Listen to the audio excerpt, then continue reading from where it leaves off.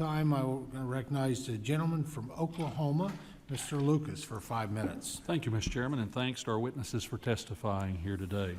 Mr. Abbott, your testimony touches on the importance of producer choice and flexibility for pest management strategies. Yet the EPA's complex regulatory framework often makes it difficult for producers to access new and innovative crop protection products and post-patent products. Can you explain the regulatory hoops that a company like yours has to jump through before a product can hit the marketplace? Thank you, Congressman Lucas. Yes, so we help our customers develop inert systems for their post-patent chemistries that they're actually, so we support and do a supporting role. They ultimately submit, but we do the behind-the-scenes work with them. So we try to make sure that they have everything they need, from the confidential statement of formula to everything that they can think of. So, what, if anything, can Congress do to clear up the regulatory burden for innovators and bringing products to the market faster? From your observations, what could we do? Well, I thank you for PREA 5, and that was a great start. We're working towards it with Lee Zeldin coming on board, and we're starting to push through the backlog, but we've got a long way to go. I would say we need to be adequately funded. I know you guys have pushed that forward, but we really need you to work with your colleagues, if at all possible, on the Appropriations Committee to try to get full funding. Because as of right now, this is the third year in a row, we're 20% light on funding on the OPP. Mr. Weatherby, your company has modernized the sterile insect fly technique to target a pest that's especially catastrophic to soft fruit crops.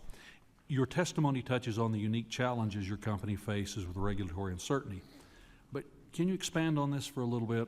And as you're thinking about that, does the current regulatory framework incentivize new technologies? And if not, what can we do to help ensure that we incentivize innovative technologies like your own?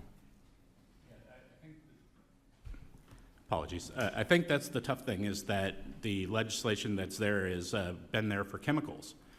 We're looking at modern breakthroughs that aren't necessarily there based in plants, or in our case insects, or even biologicals. Part of it is the framework's not set up to handle those well. The expertise that's available for the EPA and the USDA is very focused on what they used to do, which was a lot of chemical pesticides and insecticides that went through. Updating the talent pool there, as well as the ability to handle some of these new technologies that fit very close. So my example would be that agrogene's being treated as a pesticide. Even though we're not really a chemical that is being applied to anything, it is a biological material, but it is going down that path. So giving a little bit of flexibility to the people that are in the EPA and the USDA is really important. Also, because it doesn't fit clearly into any of those categories, we're actually having to go through both the EPA and the USDA and having for deregulation. And part of that is alignment is important. So part of it is that one agency can be a little slower than another and would keep us from getting to commercialization, which is, with a startup is vital that we get through. We have limited funding. Part of it is needing to get through some of those regulatory processes in order to show the proof of our technology. And that's true of a lot of these different companies. Absolutely. Mr. Abbott, turning back to you, your testimony mentions that many post-patent products still face the same backlog of approval at the EPA that the new chemistries face.